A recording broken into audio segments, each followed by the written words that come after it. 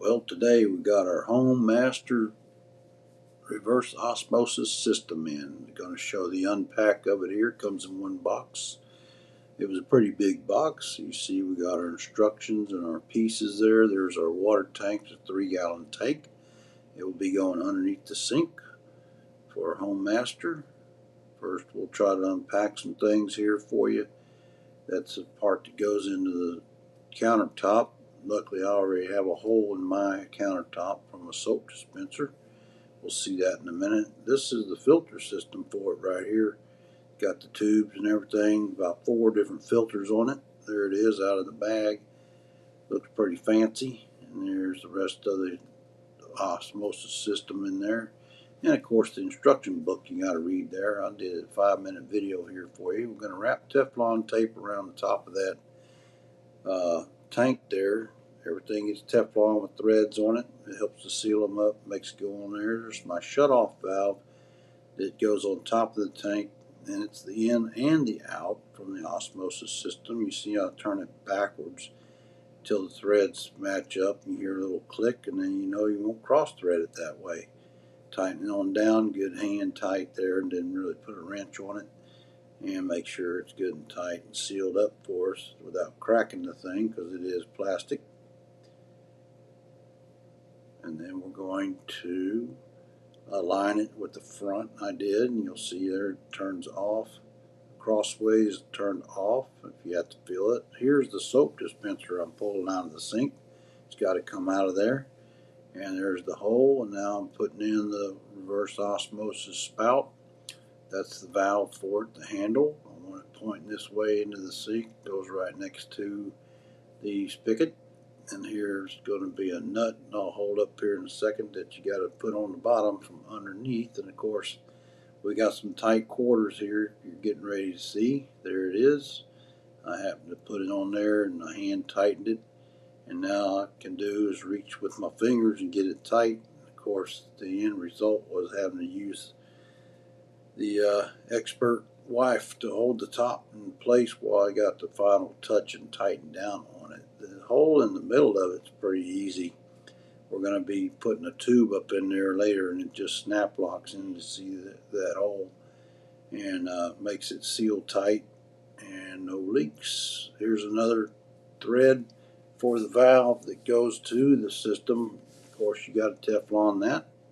It's going underneath there on that nice ugly looking piece there. It comes off, and now I've put it on with the Teflon on both sides, and there's my valve that tees off to it. This here is the drain part going into placing where I want to put the drain above the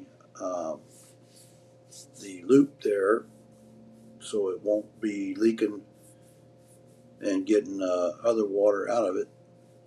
I marked it with my pencil, marked the hole there. Got a drill bit already the right size, and I drilled that in there earlier, so it was easier to deal with. There it is. A little overkill with the drill, but that's all I had to do with. Now I'm going to be placing the little piece of rubber that comes with it, and that's the seal, and that clamps on underneath it. I see it has the perfect hole there, so it has sticky on it, and I'll stick it right over that hole like that. And then I'm going to put on the front bracket and line up the holes to the pipe where the hose from the RO unit will go in there. Now you see I got it all tightened up together. Tighten up on it. Make sure you get them good and tight without cracking it. I came back and there was a little leak, but that's because it wasn't tight enough for me, and I had to tighten those screws up a little bit more. You can see with the camera it's easier to see that hole in there with the light on it. That's where it's going to go in, and that threads right on in with that cap, and there it is installed in the drain above the loop for the drain. And then next we're going to go over and hang the equipment on the wall of the cabinet. And there is the brace I put in for it, and that whole unit snaps in there. You'll see there it is, snapped in with about 3 filters on it. And that there is the pump. It's done by the pressure of the water. You can see I'm pointing at an arrow. It's got to point up and down.